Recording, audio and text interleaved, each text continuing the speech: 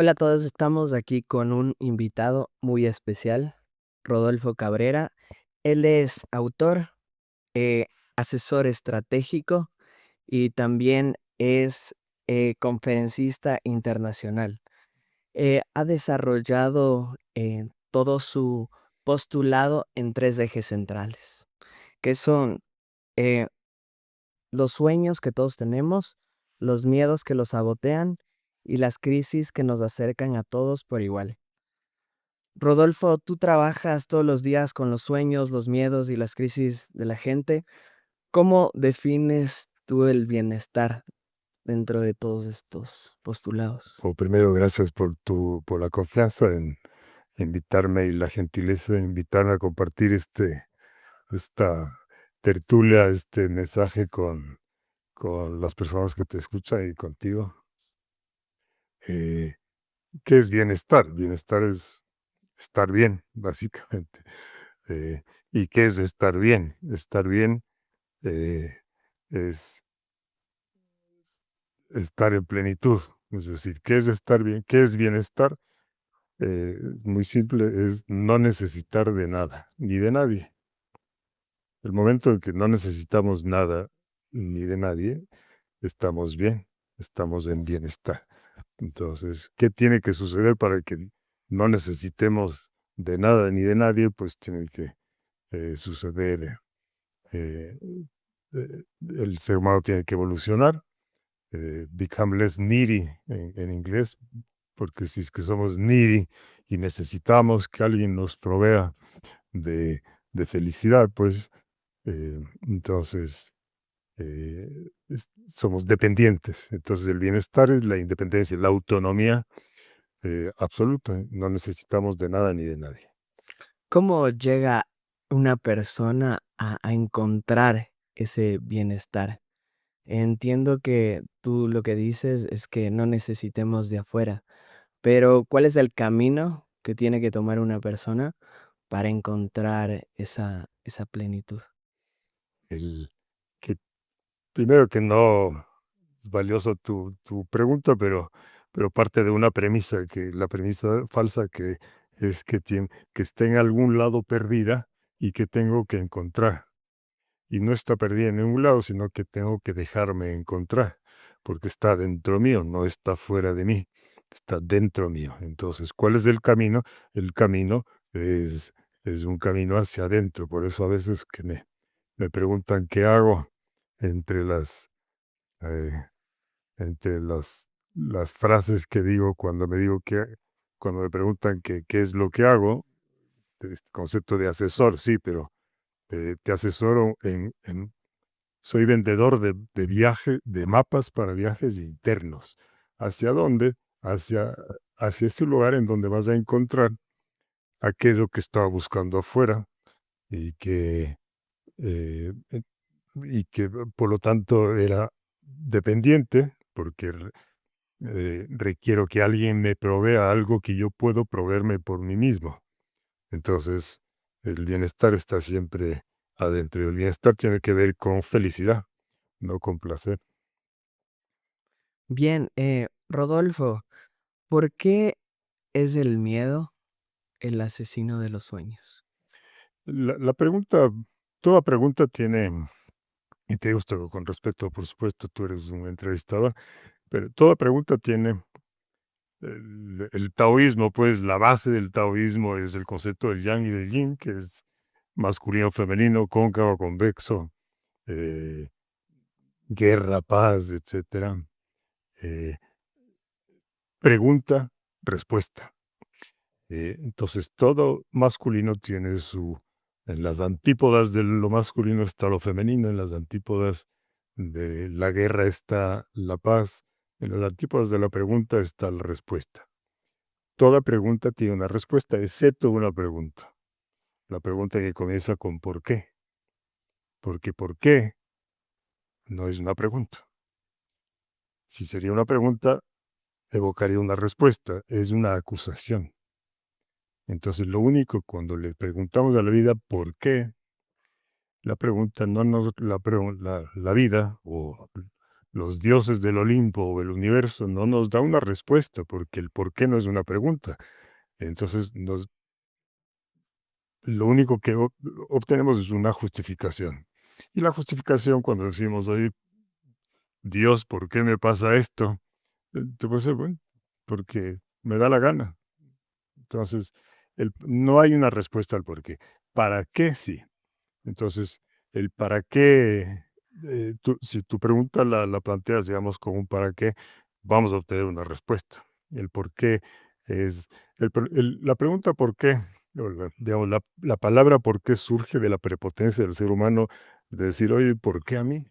Es como que, ¿qué te pasa? Ubícate más o menos porque, ¿por qué me mandas esta dificultad a mí? Y la pregunta es, ¿para qué? ¿Cómo defines y cuál es el concepto del ego en el ser humano? ¿En qué ayuda y cómo, para qué está ahí? El ego es un medio para un fin. El ego es el egoísmo es la materia prima de la generosidad. Entonces, eh, ¿cuál es el río más egoísta del planeta? Perdón, el más generoso del planeta es el río Amazonas, porque es el más caudaloso, el que riega más campos, el que alimenta el pulmón del mundo, ¿no? ¿Y por qué es tan generoso con sus aguas?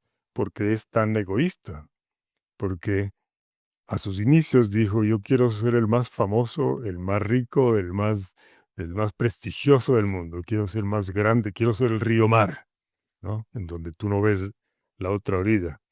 Eh, entonces, gracias a su egoísmo exacerbado, es que llegas a ser tan generoso. La vida es una paradoja.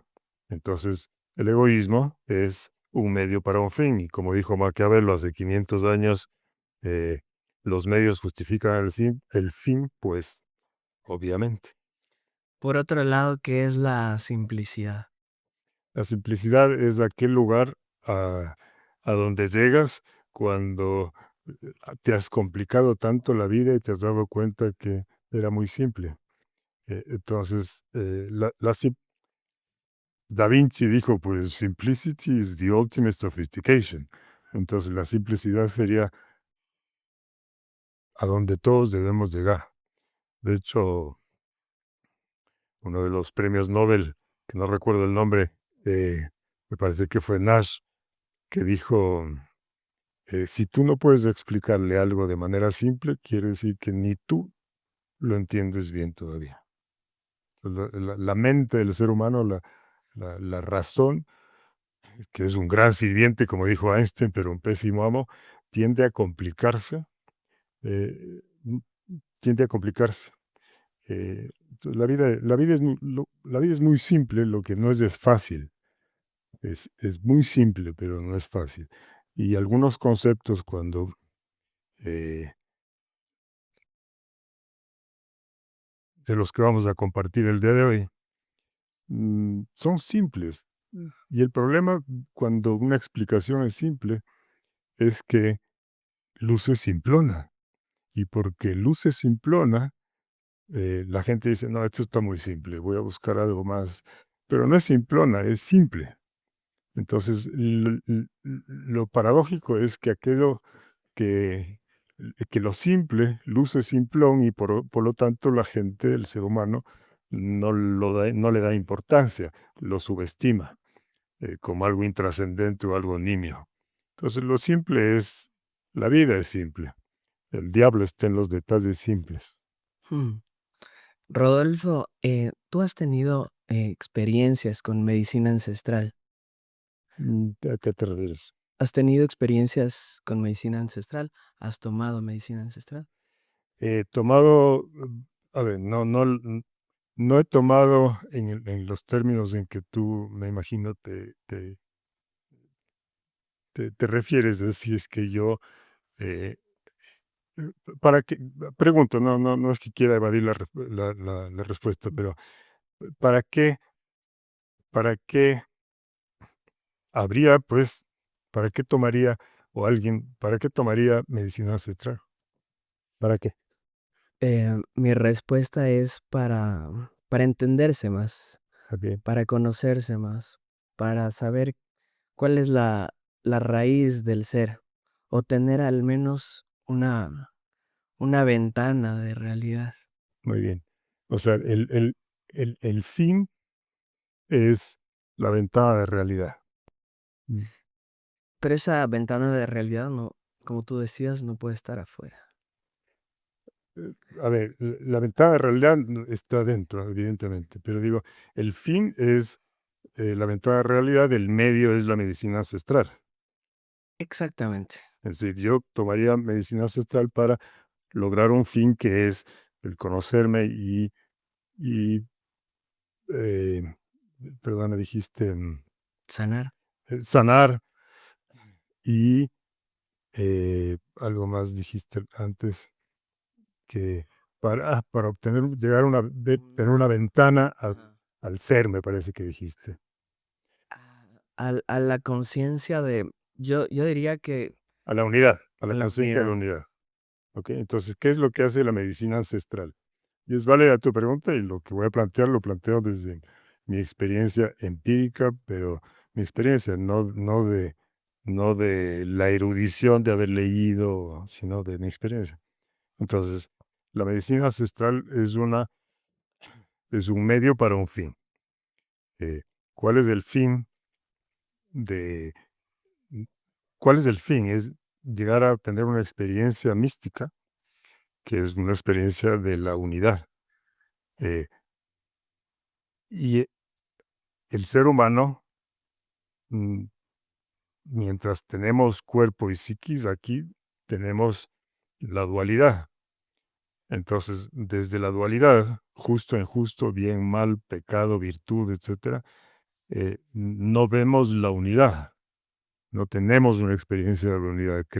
Creemos que tú eres tú y yo soy yo, y entonces, entonces el concepto de yo no soy religioso, pero el concepto de la religión habla de Dios, es la unidad, el uno.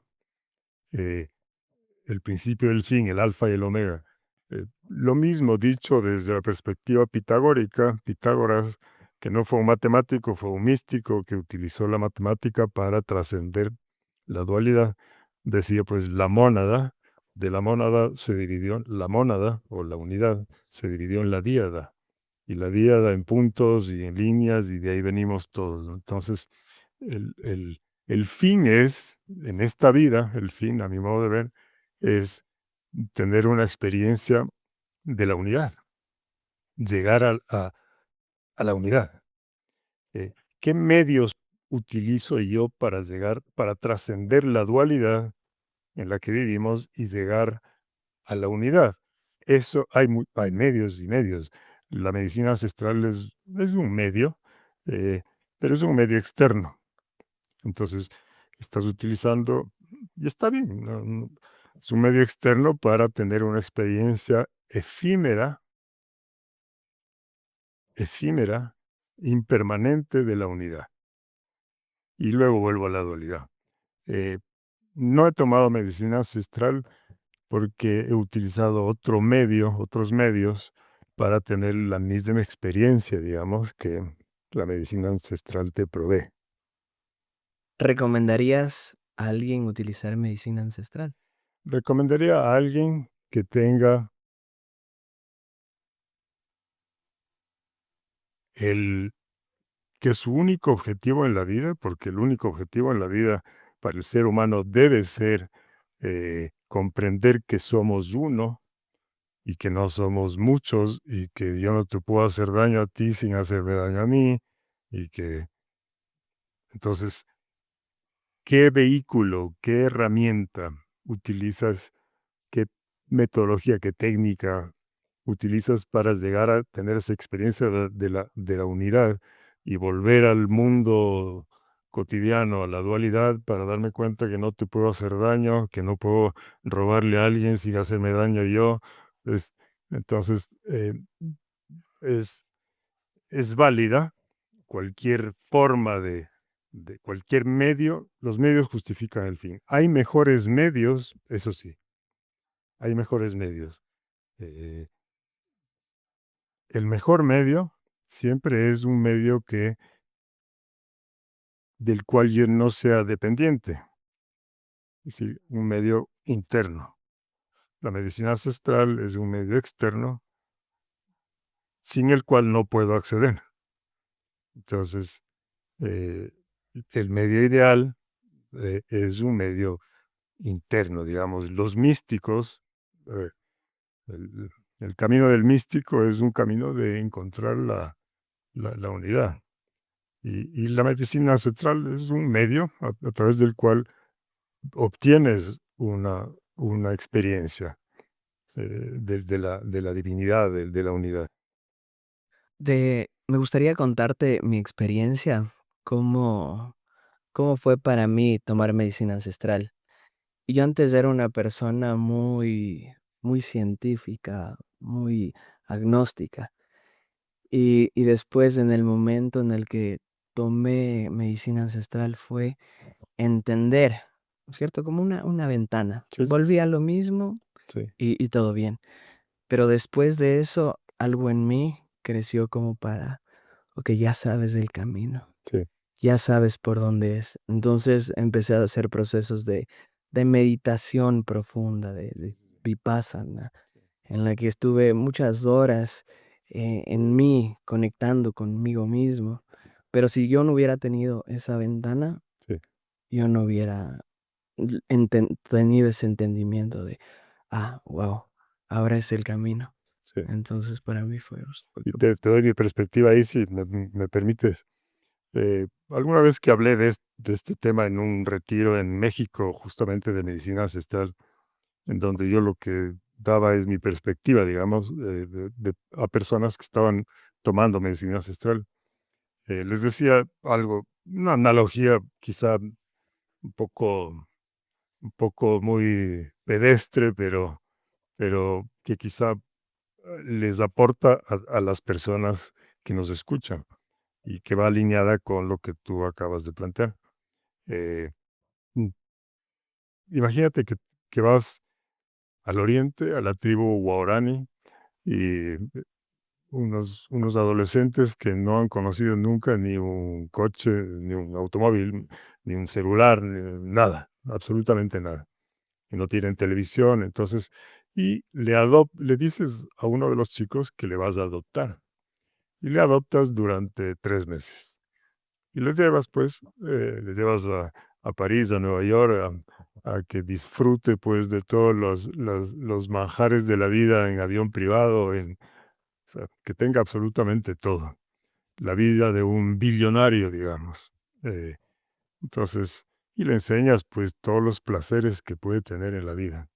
Eh, y al cabo de los 3 meses, eh, le devuelves su, la tela con la que se cubre, le quitas toda la ropa y ya le dices, ya se terminó la adopción y le vuelves a dejar en su tribu, Guarani. Eh, entonces, ¿es una maldad o es algo bueno para él? Yo creo que es algo bueno, porque le hiciste dar cuenta de lo que puede haber en el mundo, le hiciste tener ambición, porque le hiciste que se compare con aquello que puede lograr y tener aire acondicionado y tener tales facilidades. Entonces, al inicio se va a sentir un tanto frustrado, pero lo que vas es a encender en él el anhelo, la ambición, la codicia, que no es mala, y la envidia, que tampoco es mala, de querer tener para sí mismo y para su tribu, para su gente, las facilidades que tienen penicilina, pues, etcétera, tanta cosa, para vivir una vida mejor. Y eso va a hacer que él se esfuerce por lograr que tenga ambición. Entonces, en nuestra cultura judeo-cristiana, la envidia es satanizada. La gente dice, no te compares. Tú no puedes no compararte. Gracias a la envidia es que tenemos celular, tenemos aire acondicionado, tenemos penicilina, etcétera. Gracias a la envidia. Gracias a compararse, dices, no te compares. No podemos no compararnos porque la mente es un artefacto evaluatorio que tus zapatos me comparo con los míos, tu camisa, tu casa con la mía. Siempre estamos comparándonos. De eso en términos de marketing se llama benchmarking. Entonces yo me comparo. El problema, eh, entonces tú no puedes no compararte. Es como decir, no respires, no te compares. No puedes no respirar. No puedes no compararte. Lo que puedes es elegir con quién te comparas. Con el que tiene los zapatos de $2,000 o con el que no tiene zapatos. O con el que no tiene pies. Mejor todavía. Entonces el ser humano por naturaleza se compara con el que tiene los zapatos de $2,000. Eh, entonces sus objetivos, su anhelo de lograr tener esos zapatos de $2,000 nace de la queja, porque me veo que yo tengo zapatos viejos y quiero entonces me quejo de los viejos y pido los nuevos. Y de esa manera nunca llegamos a tener lo que queremos. Entonces, ¿qué es lo que hay que hacer? Es compararse con los que no tienen zapatos o con los que no tienen pies. Entonces, si te comparas con los que no tienen pies o zapatos, no te vas a quejar de tus zapatos viejos. Vas a decir, gracias por mis zapatos viejos. Y te va a surgir de la gratitud, de la gratitud aflora la generosidad. Entonces, de haberte comparado con el que no tiene zapatos, vas a decir, gracias por... Vas al closet, sacas un par de zapatos viejos y le regalas a esa persona y ese espacio que quedó vacío en el closet se rellena probablemente con los de 2,000 u otros de 3,000. Entonces, la gratitud, de la gratitud aflora la generosidad, de la queja aflora el egoísmo. Entonces, hay que compararse. Pero primero compárate con el que no tiene zapatos y eso no es conformismo, porque eso no es conformismo, porque de la gratitud viene la generosidad la confianza, de la queja viene el egoísmo, del egoísmo el miedo. De ahí viene el tema del miedo. El miedo, la base, la génesis del miedo es la queja. Y la tarjeta de presentación de la víctima es la queja. Entonces vivimos un mundo en donde el- el- la experiencia de la unidad es para dejar de quejarnos. Porque la víctima se queja y pide, se queja y pide.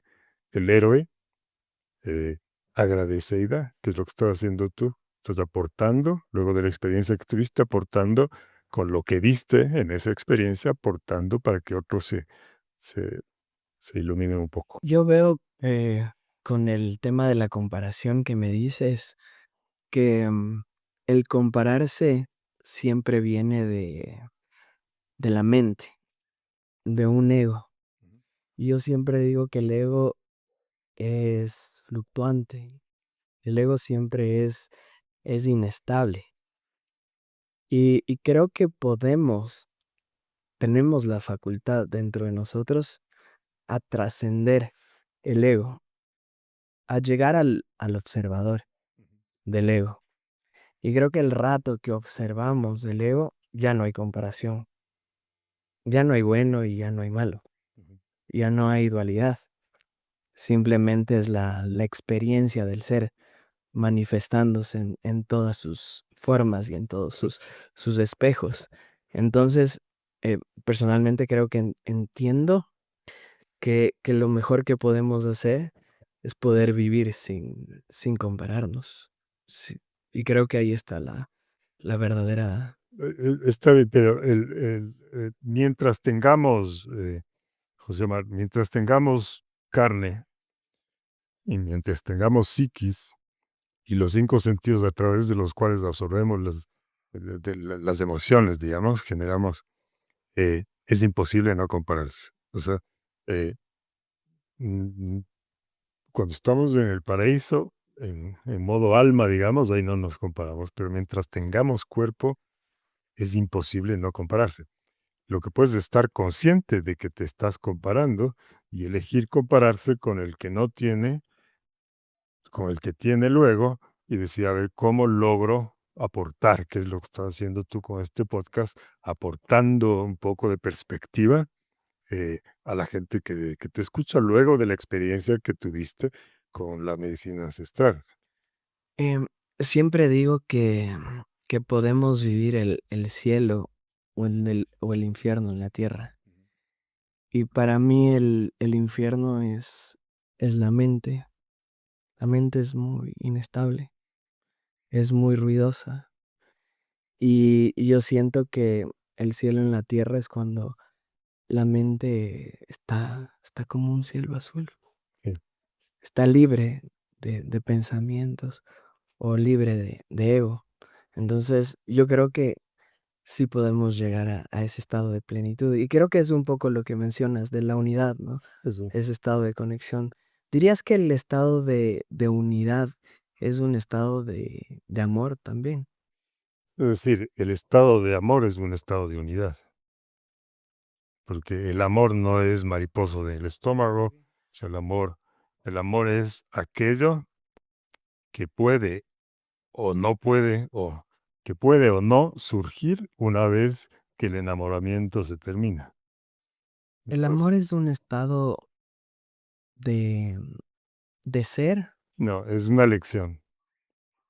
Entonces, tú te enamoras de tu pareja, entonces todo te encanta.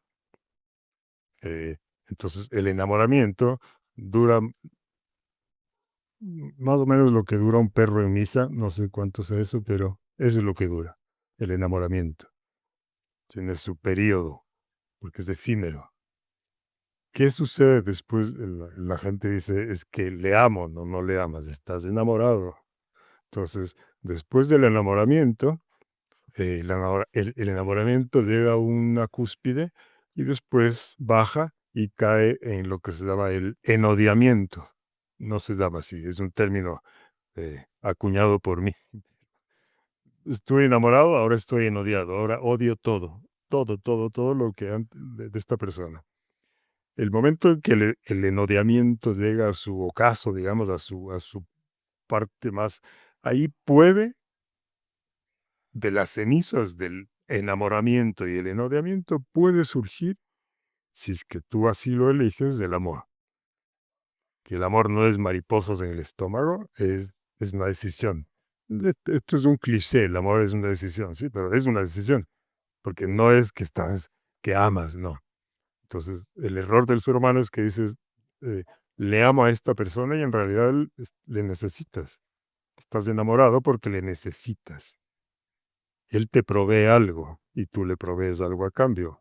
Ella te provee seguridad, tú le provees aceptación y cariño. ¿Y por qué no puede ella proveerse de aceptación y cariño? ¿Y por qué no puedes tú proveerte de seguridad y necesitas un proveedor externo de aquello? Entonces, eso es el enamoramiento, es andar patojo por la vida. Entonces, el ser humano, el bienestar que tú hablaste al inicio, es no necesitar un proveedor externo de nada. Entonces, si yo tengo que comer manzanas todos los días, voy donde la señora de la tienda que me vende una manzana y al cabo de media hora, porque así pasa con las parejas, me quiere abusar y me quiere cobrar mucho dinero por una manzana o no me quiere dar la manzana. ¿Qué me sugerirías que haga? Lo que el ser humano hace normalmente es busca otra señora que también venda manzanas y se enamora ahora de la otra señora. Pero así vamos de matrimonio en matrimonio. Eh, lo que hay que hacer es darte cuenta que tienes un terreno baldío, tienes semillas de manzana y tienes que cultivar tu propia manzana para que no dependas de nadie. Que nadie te provea seguridad, que nadie te provea cariño, porque tarde o temprano, y más temprano que tarde, te van a abusar. Entonces, eh, el bienestar es no necesitar de nada ni de nadie. Yo darme a mí mismo cariño, yo darme a mí mismo seguridad, cariño y aceptación. Entonces, esa es la plenitud, digamos. Y solamente cuando no le necesito a mi pareja o no le necesito a nadie, puedo amarle. Porque si le necesito, no le amo, le necesito. Es una relación transaccional. ¿Cómo ves esta relación con el amor? Entiendo que hablas del amor desde algo que viene de adentro hacia afuera, ¿no? ¿Cómo ves el amor con relación a la abundancia, porque tú mencionas este tema de seguridad. Sí. ¿Cómo veo el amor? Con la relación a este tema de la abundancia. El eh, qué es qué es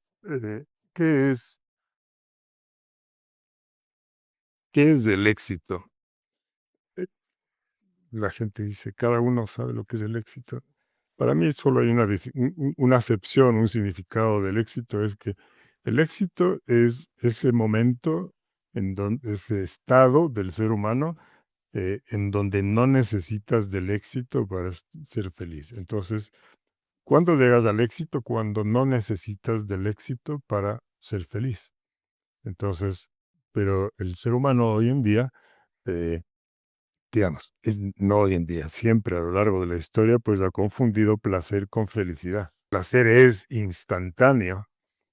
En inglés se dice instant gratification, instant pleasure. Siempre en la vida llegas a un momento en donde estás cómodo, eh, siempre. Es decir, ganas más dinero, te sientes bien, estás bien, entonces estás cómodo.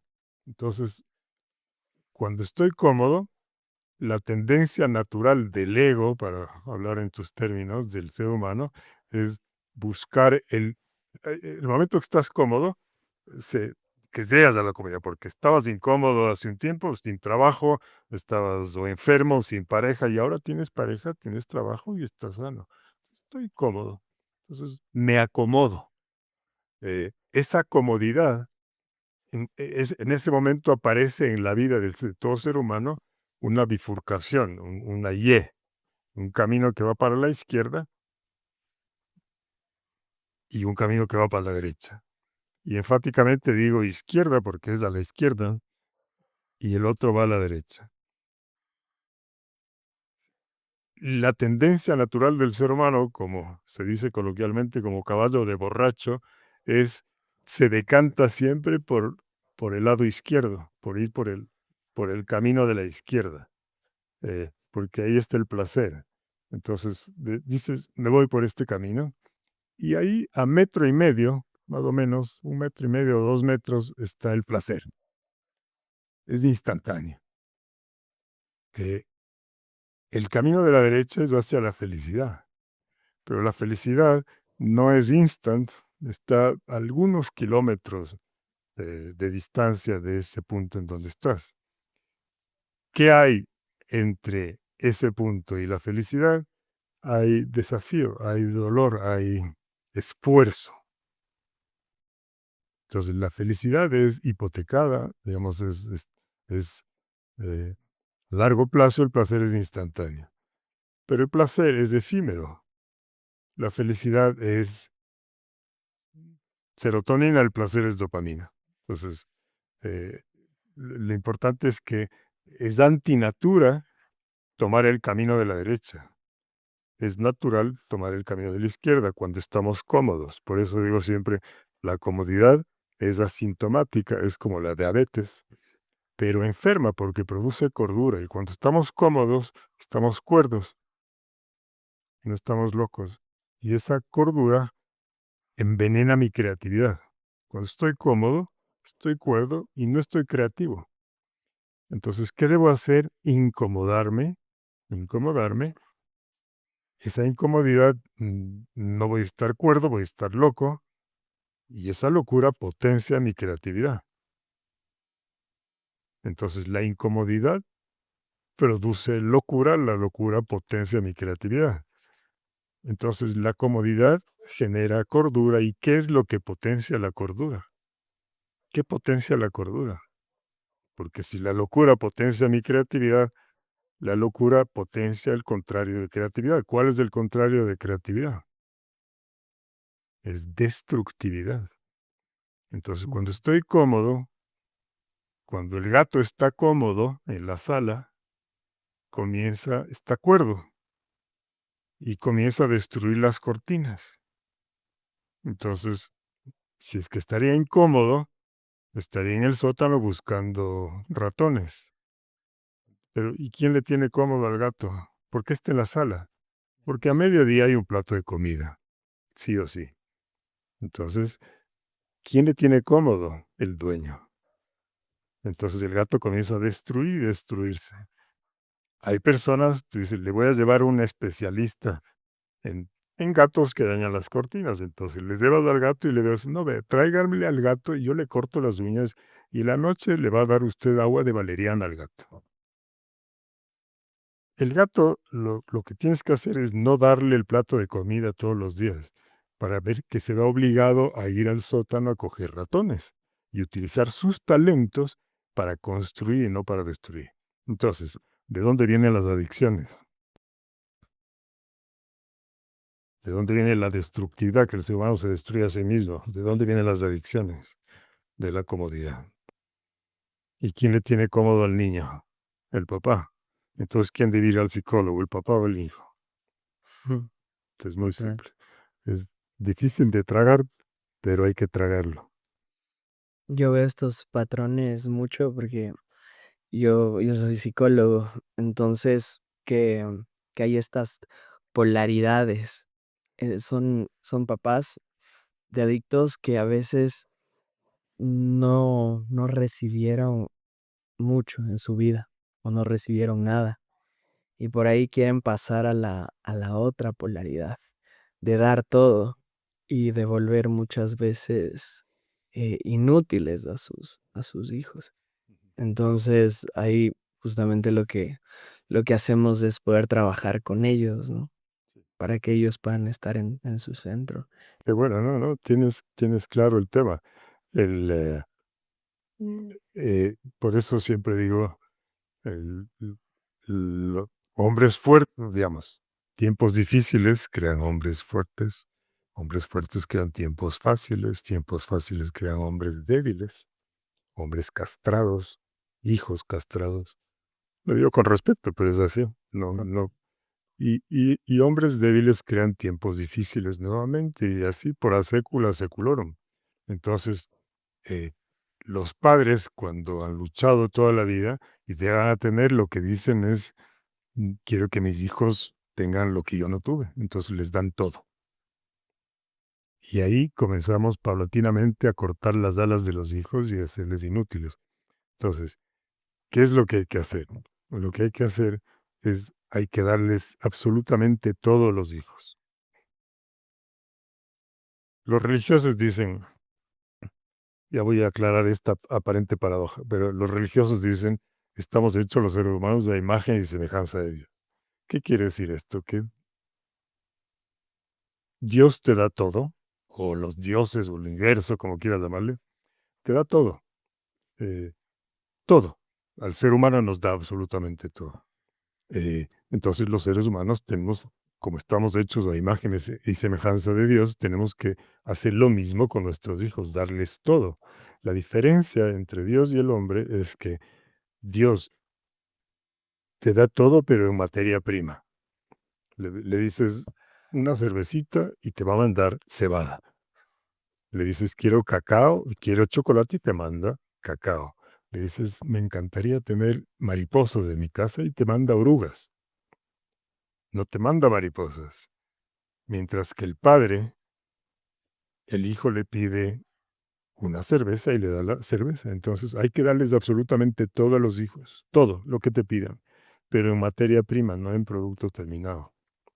¿Qué quiere decir eso? Que si te pide una bicicleta, no le des la bicicleta, no le des el producto terminado. Le regalas la materia prima, que puede ser 3 libras de limón, le ayudas a que exprima, prima, le acompañas a que venda en la esquina limonada y luego le llevas a que se compre su bicicleta con su dinero. Entonces, eso es darles, eso es, eso es lo que deberíamos hacer. Y ahí el niño va a aprender pues a que la vida es como es. Para mí el mejor ejemplo es el de un árbol. Un árbol nunca se tumba para levantar a otro árbol. Un árbol está en su centro Buen punto. y las raíces del árbol se hacen más fuertes y el árbol empieza a dar frutos y los árboles se conectan con los micelios debajo Sí, de la tierra. sí, sí, sí. Y si un árbol crece, todo el bosque empieza a crecer y a florecer. Entonces, Buena metáfora, linda metáfora. El podcast o una entrevista o una reunión o lo que sea, son espacios, este espacio es un espacio oracular. Un podcast es un oráculo. ¿Qué es un oráculo? Un oráculo es una respuesta, eso es un oráculo, ¿no? Entonces, la gente que te escucha, algo les llama la atención de tu podcast porque tiene preguntas inconscientes que provienen de sus inquietudes de que tiene un problema con su mujer o con sus hijos o con la plata o con lo que sea. Y algo le hace sentido de lo que te ha escuchado anteriormente y dices, aquí voy a encontrar la respuesta, el oráculo, a mis preguntas que me van a resolver mis problemas. Entonces, en ese momento, te escucha. Entonces, te pregunto y les pregunto, ¿qué dolor crees que es cuál es el problema que la mayoría de la gente que te escucha, que les escucha, tiene? ¿El problema de salud, de dinero o de amor? son personas que ya lo tienen todo afuera y que han logrado ingresos, tienen la casa, tienen la familia, pero son personas que se sienten desconectadas de su esencia. Ya. Entonces, que están perdidas Mm, en el mundo o en la Matrix, ok. y lo que quieren es volver a reconectar, porque ya entendieron después de todo ese camino que era necesario, ¿no? Cruzar todo ese camino de supervivencia Mm, y que ya están justo en ese momento de poder entrar en ok. su corazón. Entonces, ese es un buen punto. Entonces, ¿qué? Entonces, para que puedas plantear la pregunta, digamos, eh, cuando un ser humano llega a ese punto, en donde tengo todo, ¿no? Pero algo me falta. Entonces, eh, en ese momento, eh, el ser humano siente un llamado. En ese momento, todo ser humano siente un llamado. Y al inicio, ese llamado, es como dices que no sé dónde me llaman. Entonces, no, me acomodo un poco más y estoy contento, tengo todo, pero algo me molesta y siento un llamado nuevo. Entonces, primero rechazo el llamado que es de la existencia, porque digo, es que no sé de dónde viene el llamado. Entonces, eh, y ahí aparece pues un heraldo, un mensajero que le dice, que le trae un mensaje, que, que le trae un mensaje o una oportunidad, yo qué sé, o algo. Y ahí aparece la figura del mentor, esto en el viaje famoso del héroe de Joseph Campbell. El mentor, que el mentor puede ser un perrito, puede ser una persona, o puede ser tu podcast, puede ser de hecho es un mentor tu podcast, que debe convencer de acudir al llamado de la vida a esas personas. Entonces, no es si tienes que acudir, no, no, pero hacerle dar cuenta de que tiene que acudir. Entonces, y en ese momento aparece un umbral, una puerta, en donde la persona que está en el mundo ordinario cruza al mundo extraordinario y ya no hay vuelta atrás. Y ahí enfrenta desafíos y enfrenta desafíos hasta que enfrenta la muerte figurativa, ¿no? Y en ese momento, en la noche oscura del alma que hablaba San Juan de la Cruz, es cuando muere internamente. Entonces, muere y- pero obtiene la luz, muere. Entonces, en la experiencia con la medicina que te moriste ahí tuviste una muerte figurativa y renaciste y ahora estás en otro, has vuelto al mundo perdón, pasas del mundo ordinario al mundo extraordinario y ahora vuelves al mundo ordinario para iluminar a las personas a través de tu podcast de aquello que viste tú en la muerte. Entonces, ¿qué parte tuya murió? ¿Y qué parte de la gente muere? La víctima. la víctima egoísta, que se queja y pide, se queja y pide, se queja. Y renace de las cenizas de la víctima como el ave fénix, el héroe, que dice gracias y cómo puedo, y da, gratitud y da. Muchas personas que tienen el llamado ya saben que tienen un llamado profano. Pero hay miedo. Sin embargo, viene estas dudas. ¿Qué le dirías a alguien que está con este llamado, pero tiene mucho miedo, muchas Muy bien, dudas? perfecto. ¿Qué le dirías a alguien que tiene este llamado, pero tiene muchos miedos o muchas dudas para emprender su viaje? Muy bien. Primero, agradecerte nuevamente, entonces sí, a ti, José Omar, por la gentileza en invitarme y permitirme, pues, compartir este mensaje con las personas que te escuchan.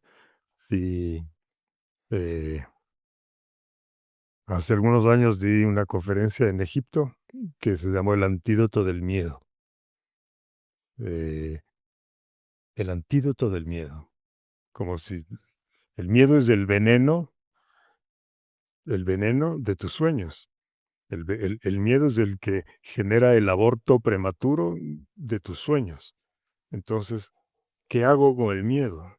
Primero partir de una premisa que el miedo, como todo en la vida, es todo en la vida o es materia prima o es producto terminado.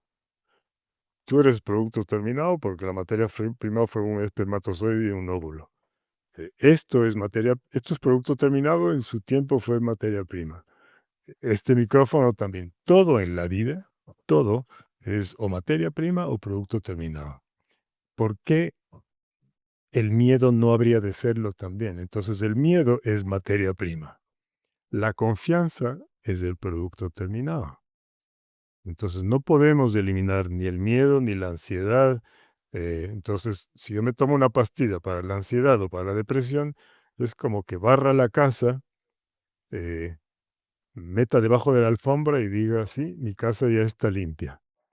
Entonces, eh, no podemos eliminar la energía porque la ansiedad, la depresión, el miedo, la ira son energía nada más. Tengo que utilizarla, reciclarla. Entonces, ¿cómo reciclo el miedo? El miedo es materia prima de la confianza, pero también el miedo es la materia prima del pánico. Entonces, si tengo panic attacks, es porque estoy procesando mal el miedo. Si me tomo un brebaje horrible es porque estoy procesando mal la cerveza, la cebada. Entonces, la cebada bien procesada se hace cerveza. El miedo bien procesado, confianza.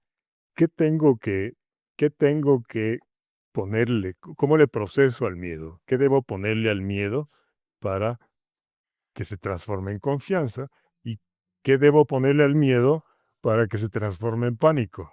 Entonces, para que se transforme en pánico, tengo que ponerle, es muy simple, solo tengo que quejarme.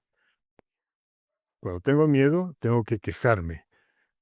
¿De qué? De cualquier cosa, no importa. De cualquier tontera, de cualquier bobada. Solo te quejas. Y automáticamente ese miedo se va pudriendo y se va transformando en pánico. Ahora, si quiero que se transforme en confianza, solo tengo que ponerle el contrario de la queja. ¿Cuál es el contrario de la queja? Es la gratitud. Entonces, es que agradezco por lo que tengo, lo bonito y lo feo, ¿verdad? Incluso los problemas. Entonces, ese miedo se va transformando en confianza. Eh, y esa confianza va a generar en mí movimiento. Entonces, me voy a mover. Entonces, el miedo más gratitud genera movimiento y ese movimiento genera inercia. El pantano tiene pavor de secarse. Es una víctima egoísta que se queja y pide porque le pide a los cielos agua y huele mal y necesita mucha... El pantano es una víctima egoísta. El río es un héroe generoso que mientras más da, más crece. Entonces el río agradece y da. Y no es que da, dice win-win, pero quiero asegurarme que más abajo va a llover, ¿no? Da, das y el río crece. El pantano se seca porque se queja y pide. Entonces, eh, entonces, cuando tengas miedo, digamos, hay que primero hacer un inventario Entonces voy a la despensa de mi casa y hago un inventario de todo lo que tengo en la vida. Tengo 10 dedos, perfecto. 2 piernas, perfecto. Hago un inventario de todo lo que me sobra. Y luego de eso, hago un inventario de las cosas feas que tengo y agradezco también de eso. Entonces, y eso va a generar en mí movimiento. Y el movimiento genera inercia. Y, y la confianza viene del miedo más movimiento. Entonces, eh, ¿qué hacer para ir concluyendo?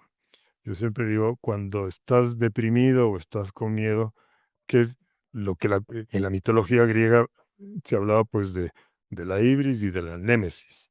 La ibris es cuando estás cómodo y estás quejándote de bobadas.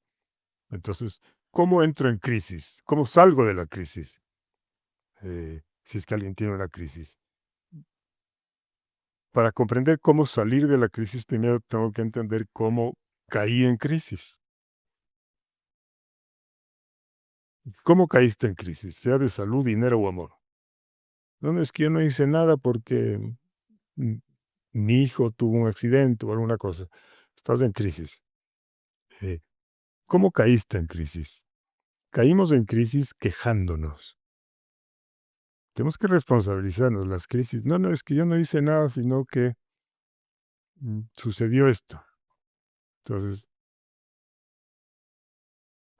para caer en crisis, solo hay que quejarse. ¿De qué? De bobadas.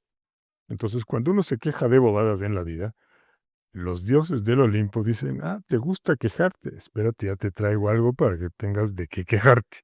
Mm, Entonces, es como si te gustó la sopa, te repito. ujú. Entonces, y nos trae una crisis. ¿Qué hago para salir de la crisis? Tengo que hacer lo mismo, pero al revés. ¿Cuál es el revés de la queja? Es la gratitud. Entonces, cuando estés en crisis absoluta, tienes que agradecer. ¿Agradecer de qué? De bobadas.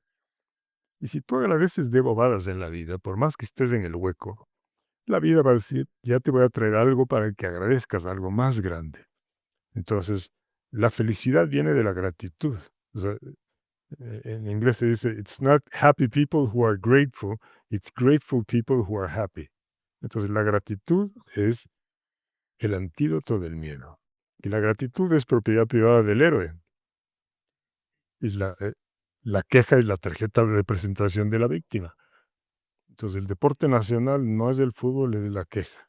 Entonces, mi exhortación respetuosa para todas las personas que estén navegando por momentos de crisis es que haga un inventario siempre de lo positivo que tienen, un inventario y que den gracias por eso.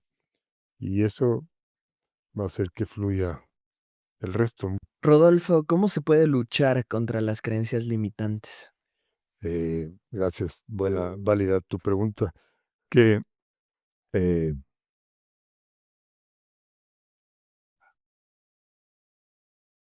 mientras más luches contra las creencias limitantes, les fortaleces más. Entonces, ¿qué es una creencia limitante? Una creencia limitante, porque todos los seres, ¿qué es un paradigma, una creencia limitante? Un paradigma, una creencia es los lentes con los que yo veo la vida. Eso es una creencia. Entonces, yo tengo estos lentes que, y veo, todas las mujeres son así. Es una creencia.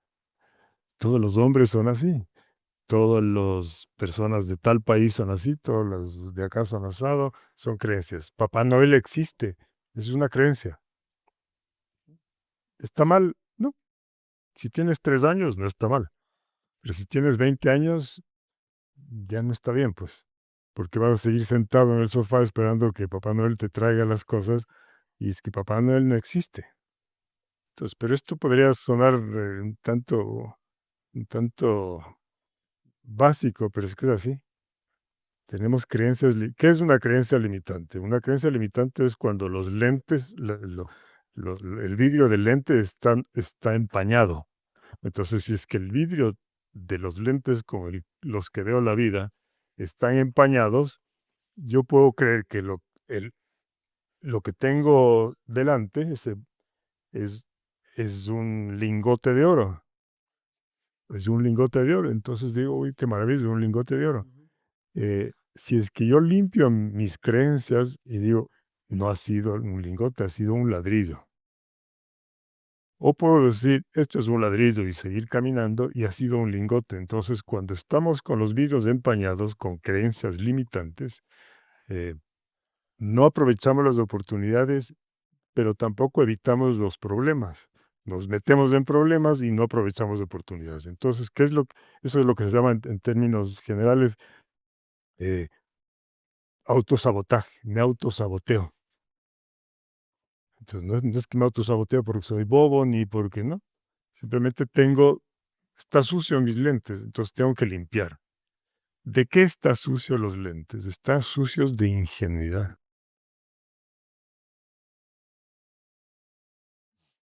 La ingenuidad no es una virtud. Y hay gente extremadamente inteligente en el mundo, pero supremamente inteligente, pero ingenuo. Entonces es preferible ser bobo y cínico que inteligente e ingenuo.